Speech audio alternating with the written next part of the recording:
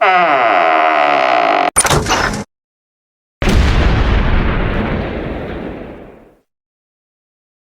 कहानी में एक हीरोइन है जिसका नाम है मटिल्डा। एक बार मटिल्डा को एक बहुत बड़ी पार्टी में इनवाइट किया जाता है।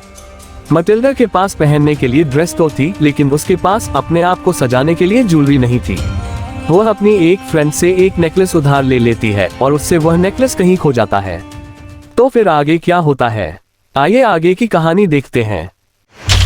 मटिल्डा सुंदर, खूबसूरत और जवान दिखने वाली लड़कियों में से एक थी और शायद वह भाग्य की गलती से क्लार्क्स की फैमिली में पैदा हो गई थी। उसके पास शादी में देने के लिए दहेज नहीं था, ना ही कोई उम्मीद थी और ना ही कोई ऐसे साधन थे जिसकी वजह से वह फेमस हो जाए या उसे प्यार किया जाए और उसकी किसी अमीर घर में शादी हो जाए। और आखिरकार वह बोर्ड ऑफ एजुकेशन के ऑफिस में काम करने वाले एक छोटे से क्लर्क से शादी करने के लिए राजी हो गई। वह बिल्कुल सिंपल थी, लेकिन वह दुखी थी। वह लगातार परेशान होती रहती थी। वह सोचती थी कि उसे ऐसी फैमिली में पैदा होना चाहिए था जहां पर सारी सुख सुविधाएं हो, खाने पीने के लिए अच्छा सामान हो और किसी भी तरह की कोई दिक्कत ना हो। जिस अपार्टमेंट में वह रहती थी उसकी हालत देखकर वह काफी परेशान रहती थी। उसके घर की दीवारें गंदी थी और कुर्सियां भी पुरानी और घिसी पिटी थीं। ये सब देखकर वह अपने मन ही मन में नाराज होती थी। ये सब चीजें उसे टॉर्चर करती थीं। जब शाम के समय वह खाना खाने के लिए अपने पति के सामने वाली चेयर पर बैठी तो उसके हस्बैंड ने सूप के कटोरे को खोला जिसमें से खुशबू आ रही थी। उसका हस्बैंड बोला, कितनी अच्छी पॉट पाई है, मुझे नहीं लगता कि इससे बेहतर कुछ और भी हो सकता है। लेकिन उस समय मटिल्डा केवल शानदार और बढ़िया खाने के बारे में सोचती थी। वह चमकते हुए चांदी के बर्तनों के बारे में सोचती थी जिनमें स्वादिष्ट और अच्छा खाना सर्व किया जाता है। उसके पास ना तो अच्छी फ्रॉक थी और ना ही ज्वेलरी थी। उसे केवल उन चीजों से ही प्यार था जिनके बारे में वह सोचती थी। उसकी एक फ्रेंड थी जो काफी अमीर थी और वह उसके साथ कॉन्वेंट में पढ़ी थी।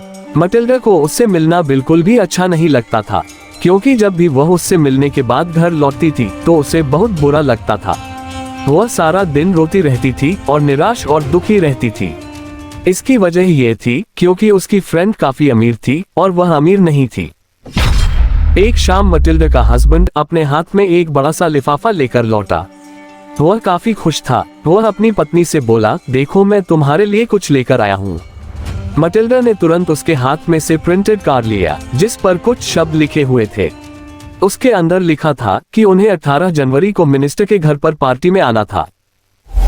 उसके हस्बैंड को यह उम्मीद थी कि कार्ड देखकर मटिल्डा खुश हो जाएगी, लेकिन खुश होने की बजाय उसने नफरत से उस कार्ड को टेबल पर पटक दिया और बड़बड़ाते हुए बोली, आपको क्या लगता है मैं इसका क्या करूं? उसका हस्बैंड बोला, मुझे ये लगा था कि ये देखकर शायद तुम खुश हो जाओगी। तुम कभी बाहर नहीं जाती हो और यह एक अच्छा अवसर है, और बल्कि मैं तो कहूँगा कि बहुत अच्छा मौका है। हर किसी की इच्छा होती है कि वह वहाँ जाए, लेकिन हर किसी कर्मचारी यानी एम्प्लॉय को वहां जाने का मौका नहीं मिलता है। जब तुम वहां जाओगी तो तुम देखोगी कि वहां कितने सारे अधिकारी लोग आते हैं। ये बात सुनकर मटिल्डा ने उसे चिड़चिड़ी आंखों से देखा और कहा, तुम्हें क्या लगता है, क्या मैं वहां ये कपड़े पहन कर जाऊंगी? मटिल्डा के हस्बैंड ने इसके बारे में नहीं सोचा था।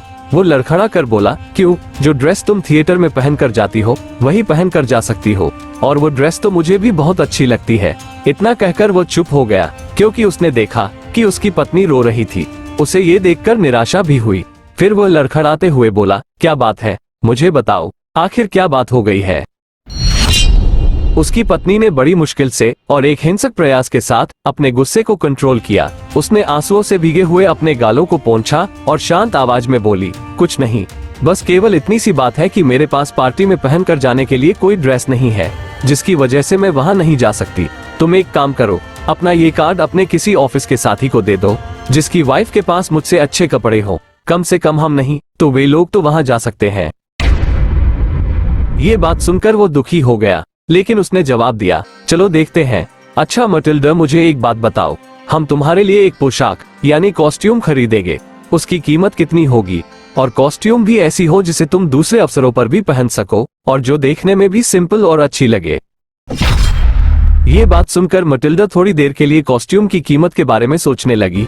वो सोच रही थी कि वह कीमत इतनी बताएगी जिसे सुनकर उसका पति उसे लेने से कहीं तुरंत मना ना कर दे, और उसकी कीमत जानकर उसे कहीं डर ना लग जाए और उसे ड्रेस की कीमत को लेकर कोई आश्चर्य ना हो। थोड़ी देर तक सोचने समझने के बाद वह हिचकिचाती हुई आवाज में बोली, मैं बिल्कुल सही कीमत तो नहीं बता सकती हूँ, लेकिन मुझे ऐसा लगता है कि मेरी ड्रेस लगभग 400 फ्रैंक्स में आ जानी चाहिए।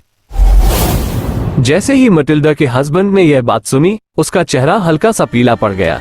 उसकी वजह ये थी कि उसने ये पैसे एक बंदूक खरीदने के लिए बचा कर रखे थे, क्योंकि उस बंदूक को लेकर वह आने वाली अगली गर्मियों में अपने कुछ दोस्तों के साथ हंटिंग पार्टी पर जाने की सोच रहा था। यानी कि बंदूक को खरीदने के बाद वो अपने दोस्तों के साथ शिकार वगैरह करने के लिए जाने की सोच रहा था। उसके दोस्त संडे को लाक्स का शिकार करने के लिए गए थे। फिर भी उसने जवाब दिया, ठीक है, मैं तुम्हें तुम्हारे 400 फ्रैंक्स दे दूंगा, लेकिन तुम ये कोशिश करना कि तुम एक बहुत अच्छी और सुंदर ड्रेस ले सको। पार्टी का दिन करीब आ गया और मैम लॉयसल उदास लग रही थी और काफी परेशान, चिंतित। फिर भी उसकी पोशाक लगभग तैयार हो गई थी। एक शाम उसके पति ने उससे कहा, तुम्हें क्या हुआ है? तुम 2-3 दिन से अजीब हरकतें कर रही हो। मटिल्डा ने जवाब दिया, मैं इस बात से परेशान हूँ कि मेरे पास पहनने के लिए कोई गहना नहीं है, मेरे पास खुद को सजाने के लिए कुछ भी नहीं है। मैं ऐसी गरीबी से परेशान दिखूंगी, मैं इस पार्टी में नहीं जाना पसंद करूंगी। मिस्टर लॉयसल ने जवाब दिया, तुम कुछ नेचुरल फूल पहन सकती हो, इस मौसम में वे बहुत आकर्षक भी लगते हैं। वो इस बात को मानने के लिए बिल्कुल भी तैयार नहीं थी। उसने उत्तर दिया, नहीं, अमीर महिलाओं के बीच में इस तरह जाने से और अपनी बेइज्जती करवाने से ज्यादा अपमानजनक कुछ भी नहीं है। तब उसके पति ने चिल्लाकर कहा, हम कितने मूर्ख हैं, जाओ और अपनी दोस्त मैम फॉरेस्टियर को ढूंढो और उससे अपने गहने उधार देने के लिए कहो, शायद इससे हमारा काम बन जाएगा। वो खुशी से चिल्ला उठी और उसने कहा, तुम बिल्कुल सही कह रहे हो, मैंने ऐसा बिल्कुल भी नहीं सोचा था। अगले दिन वह अपनी सहेली के घर गई और उसे अपनी दुख भरी कथा सुनाई। मैम फॉरेस्टियर अपने कमरे में गई, एक बड़ा गहने का डिब्बा निकाला, उसे लेकर आई, खोला और कहा, प्यारी मटिल्डा, इसमें से अपने हिसाब से जो भी तुम्हें अच्छा लगे चुन लो। उसने पहले कुछ कंगन देखे, फिर मोतियों का एक कॉलर, फिर सोने का एक वेनिस क्रॉस और बहुत ही ज्यादा बढ़िया कारीगरी किए गए गहने देखे। उसने शीशे के सामने गहने देखे, उसे थोड़ी सी झिझक महसूस हुई, लेकिन न तो वह उन्हें लेने का फैसला कर सकी और न ही उन्हें छोड़ने का। फिर उसने पूछा, क्या तुम्हारे पास और कुछ नहीं है? अचानक उसे एक काले साटन के कपड़े के बॉक्स में हीरो का एक शानदार हार मिला। जब उसने उसे बाहर निकाला तो उसके हाथ कांपने लगे। उसने उस डायमंड नेकलेस को अपनी पोशाक के ऊपर गले से लगा लिया और खुश हो गई। फिर उसने झिझकते हुए और चिंता से भरी हुई आवाज में पूछा, क्या आप मुझे यह वाला डायमंड नेकलेस उधार दे सकती हैं? बस केवल यही? फॉरेस्टियर बोली, क्यों नहीं, बिल्कुल। मटिल्डा अपनी सहेली के गले लग गई, उसे जोश से गले लगा लिया, फिर अपना नेकलेस लेकर खुशी से वहां से चली गई। आखिरकार पार्टी का दिन आ गया। मैम लॉयसल बहुत सुंदर लग रही थी। वो सबसे सुंदर थी, सुंदर, शानदार, मुस्कुराती हुई और खुशी से भरी हुई। सभी आदमियों ने उस पर ध्यान दिया, उसका नाम पूछा और उसके साथ डांस करना चाहा। वो बहुत ही ज्यादा एक्साइटमेंट के साथ नाचती रही। खुशी के नशे में वो अपनी इस तारीफ के अलावा कुछ और नहीं सोच रही थी। उसकी जीत हो गई थी और उसके दिल को बहुत ही ज्यादा अच्छा लग रहा था। सुबह करीब 4 बजे वो घर चली गई। उसका पति आधी रात से एक छोटे सैलून में 3 दूसरे लोगों के साथ सो रहा था, जिनकी पत्नियां भी उस पार्टी में खूब आनंद ले रही थी। उसने अपने कंधों पर बिल्कुल सिंपल दिखने वाली शॉल जैसा कपड़ा डाल लिया। उन कपड़ों की गरीबी उसकी पार्टी में पहनी हुई ड्रेस की शान के खिलाफ लग रही थी। कहने का मतलब यह है कि मटिल्डा काफी अच्छी ड्रेस पहने हुए थी, लेकिन सर्दी से बचने के लिए जो शॉल वह अपने साथ लेकर आई थी वह बहुत ही मामूली दिख रही थी। शॉल उसकी ड्रेस के साथ बिल्कुल भी मैच नहीं कर रही थी। शॉल देखकर ऐसा लग रहा था कि कोई भी इस बात का आइडिया आसानी से लगा सकता था कि मटिल्डा अमीर नहीं थी, और मटिल्डा ये बिल्कुल भी नहीं चाहती थी कि उसकी शॉल को देखकर कोई इस बात का आइडिया लगा पाए कि वह अमीर नहीं है। वह जल्दी से वहां से भाग जाना चाहती थी ताकि दूसरी महिलाओं की नजर उस पर न पड़े जो खुद को काफी महंगी और फर वाली शॉल से लपेट रही थी। ये देखकर वह जल्दी से वहां से निकल गई थी। लॉयसल ने उसे रोक लिया और कहा, रुको, मैं टैक्सी बुलाने जा रहा हूँ। लेकिन वह नहीं मानी और तेजी से सीढ़ियां उतरने लगी। जब वे पार्टी से निकलकर सड़क पर आ गए तो उन्हें कोई भी गाड़ी नहीं मिली। और जो गाड़ी वाले उन्होंने दूर से देखे थे वे उनमें से एक को आवाज देकर बुलाने लगे।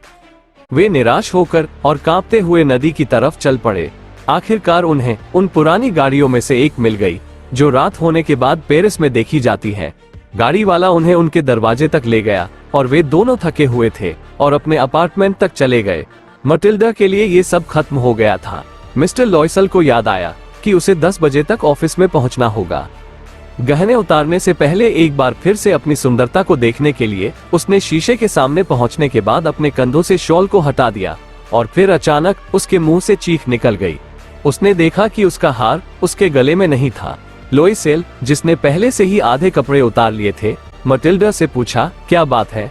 वो एक्साइटेड होकर उसकी ओर मुड़ी और कहा, मेरे पास अब मैम फॉरेस्टियर का हार नहीं है। वो घबराकर उठा और बोला, क्या? ऐसा कैसे हो गया? यह इम्पॉसिबल है। और उन्होंने डायमंड नेकलेस को ड्रेस की फोल्डिंग्स में, शॉल की फोल्ड्स में, जेबों में, हर जगह देखा, लेकिन वे इसे ढूंढ नहीं सके। उसने पूछा, क्या तुम्हें यकीन है कि जब हम मंत्री के घर से निकले थे तब भी यह तुम्हारे पास था? हाँ, जब हम बाहर आए तो मुझे यह अपने गले में महसूस हुआ था।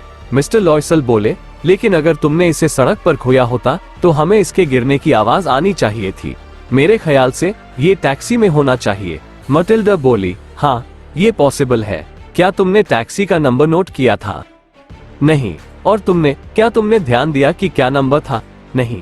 असल में दोनों में से किसी ने टैक्सी का नंबर नोट नहीं किया था। उन्होंने एक दूसरे को उदास होकर देखा। आखिरकार लॉयसल ने फिर से अपने कपड़े पहने और कहा, मैं जा रहा हूँ और मैं उस नेकलेस को उसी ट्रैक के ऊपर ढूंढने की कोशिश करता हूँ जहाँ हम पैदल गए थे। और इतना कहकर वो चला गया। मटिल्डा अपने शाम के गाउन में ही रही। उसके अंदर बिस्तर पर जाने की ताकत नहीं थी। करीब 7 बजे उसका हस्बैंड लौट आया। उसे कुछ नहीं मिला था। वो पुलिस और टैक्सी ऑफिस में गया और अखबारों में इनाम की घोषणा करते हुए एक एडवर्टाइजमेंट दिया। मटिल्डा पूरे दिन परेशान रही और उसी कंडीशन में इस भयानक मुश्किल का इंतजार करती रही। शाम को लॉयसल लौटा। उसका चेहरा पीला पड़ गया था। उसे कुछ भी नहीं मिला था। उसने कहा, एक काम करो, तुम अपनी फ्रेंड को लिखो कि तुमने नेकलेस का बंधन यानी कड़ी को तोड़ दिया है और तुम इसकी मरम्मत करवाओगी। इससे हमें थोड़ा टाइम मिल जाएगा। मटिल्डा ने वैसा ही लिखा जैसा उसने बताया। 1 सप्ताह के अंत में उन्होंने सारी उम्मीदें खो दी थी। इतनी मेहनत करने का कोई भी रिजल्ट नहीं निकला और उम्र में 5 साल बड़े लॉयसल ने कहा, अब हमें इस नेकलेस को किसी दूसरे नेकलेस से रिप्लेस करना होगा। पैलेस रॉयल नाम की जगह पर एक दुकान में उन्हें हीरो का एक हार मिला जो उन्हें देखने में बिल्कुल वैसा ही लग रहा था जैसा उन्होंने खोया था। इसका प्राइस 40,000 फ्रैंक यानी 40,000 फ्रैंक्स था, लेकिन उन्हें यह नेकलेस 36,000 फ्रैंक में मिल गया। लॉयसल के पास 18,000 फ्रैंक थे जो उसके पिता ने उसके लिए छोड़ दिए थे। बाकी का पैसा उसने उधार ले लिया। उसने विनाशकारी वादे किए, यानी कि उसने लोगों से ऐसे वादे किए जो कि आगे चलकर उसके लिए मुसीबत भरे होने वाले थे। उसने उधार देने वाले सभी लोगों से पैसा लिया। फिर वो व्यापारी के काउंटर पर 36,000 फ्रैंक जमा करके नया हार लेने गया। जब मैम लॉयसल ने मैम फॉरेस्टियर के गहने वापस किए तो उसने उससे उदासीन स्वर में कहा, तुम्हें उन्हें मुझे जल्दी लौटा देना चाहिए था क्योंकि शायद मुझे उनकी जरूरत थी। मैम फॉरेस्टियर ने गहनों का बॉक्स नहीं खोला क्योंकि जैसा कि लॉयसल को डर था कि वो शायद इसे खोलेगी। उसने सोचा कि अगर उसे गहनों के बदले जाने का पता चल जाए तो वह क्या सोचेगी, उसे क्या कहना चाहिए। क्या फॉरेस्टियर उसे चोर समझेगी? मैम लॉयसल को अब एक भयानक जीवन का एहसास हुआ। हालांकि उसने अपना काम पूरी तरह से और बहादुरी से किया। इस भयानक कर्जे को चुकाना जरूरी था।